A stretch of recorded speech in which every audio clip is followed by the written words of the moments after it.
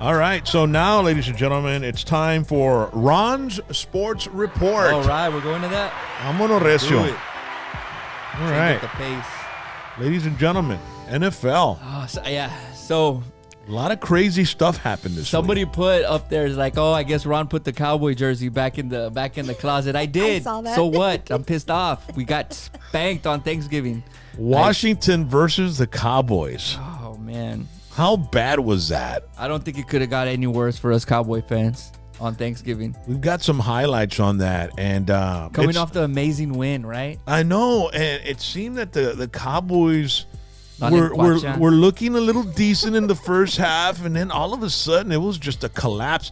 And that seems to be the method of operation for the Dallas Cowboys, is that they're strong first half, and then the second half they just collapse, man, a lot of the times, It's their right? trend. Yeah, the score at half was 17-13. So you go into the half thinking, Chingao, hey, it's 17-13. We're at home. We'll do all right.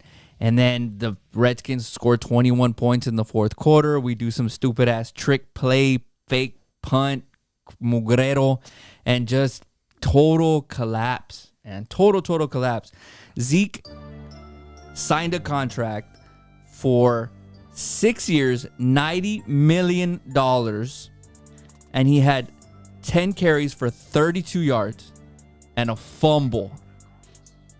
Man, dude. I mean, what do you say? Yes, we had offensive linemen go down early. Yes, we have the backup quarterback in Andy Dalton, but you pay the guy 6 year, $90 million, and he rushes for 32 yards? I think what they have to do now is that they have to not give him all that big chunk of money right off the bat. All right, so it's your second year. Let's give you another 10, right? Mm-hmm. And then, it's your... Yeah, no, well, that's what they do now with the rookies. When you do your rookie contract, at the end of your rookie contract, that's when you get the bulk of your money, and then you go to sign an extension, which is exactly what he did. He signed, the 6 years was an extension.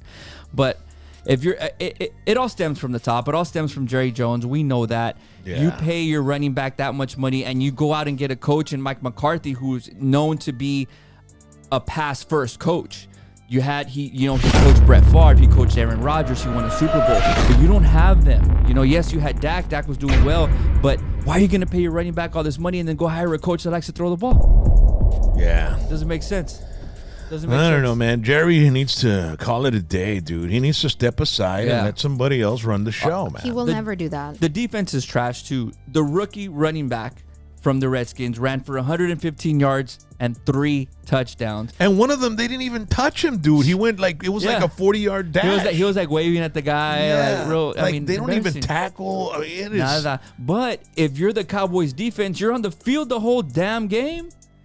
Cowboys is 3 and out. And then you get a little momentum. Zeke get fumbles. tired. And then the defense is like, chingao, pinche Zeke, why'd you fumble? We got to go back out on the field. Yeah. Then the Redskins had Alex Smith, a guy with half a leg pretty much. So you have a veteran quarterback, a rookie running back that just destroyed you at home on Thanksgiving. Yeah.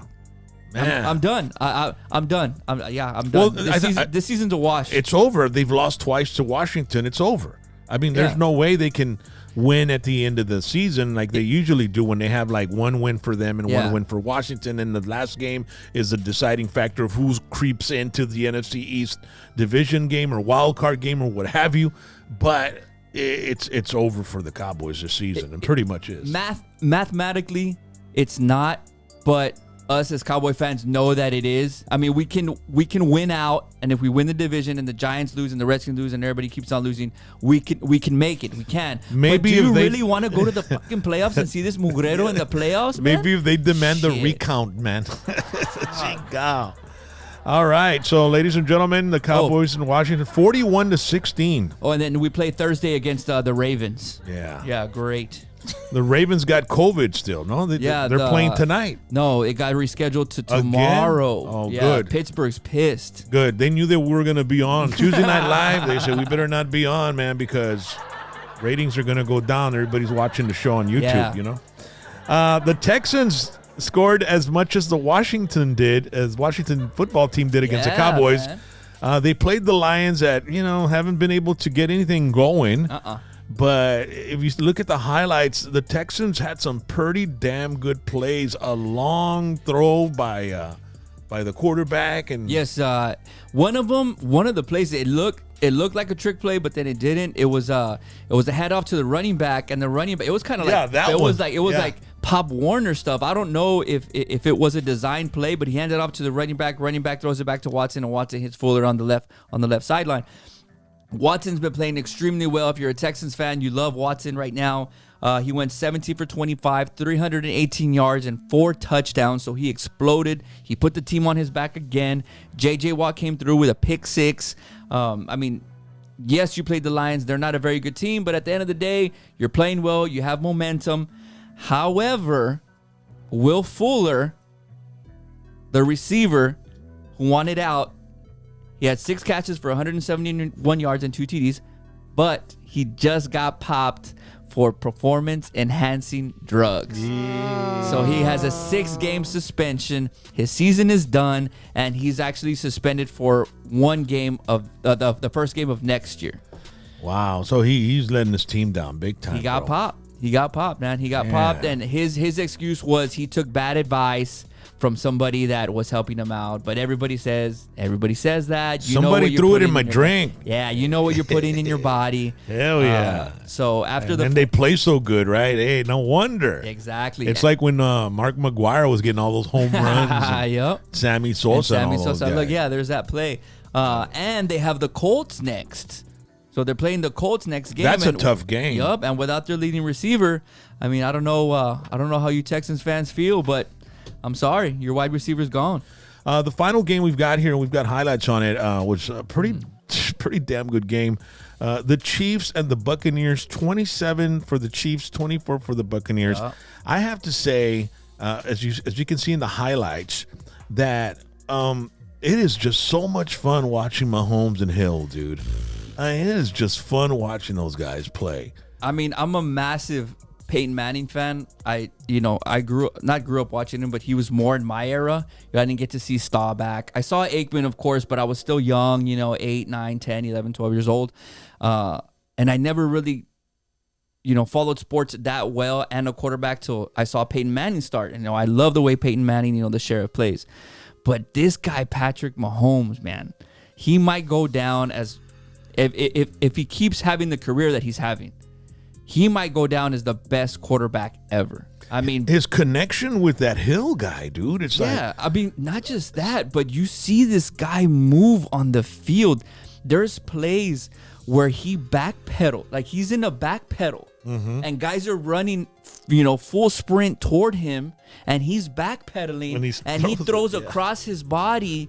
And just makes the game look so easy, simple, and so easy. And he's so young. Yeah. I mean, if this guy keeps having the career that he's having, I don't know if he, pulls off the Tom Brady with all the Super Bowls, but he already has one. And at his age, you never know. And the team that the Chiefs have around him.